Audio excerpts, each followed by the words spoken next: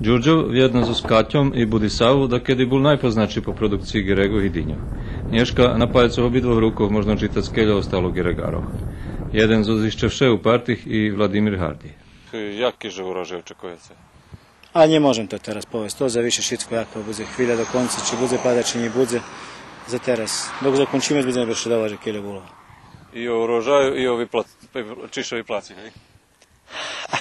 Vypláciše. Každý rok šivšće. Nikda sme neboli u minusu, teraz uvidíme, jak bude toho roku. Zaviše od chvíli, varem, keď prestanju to ti ekstremno visoki temperaturi, da ne dobiju horoti, jak mi utorime pečati, Giregi i Dinji, to prepadnje do tižnja i već od toho nije nič.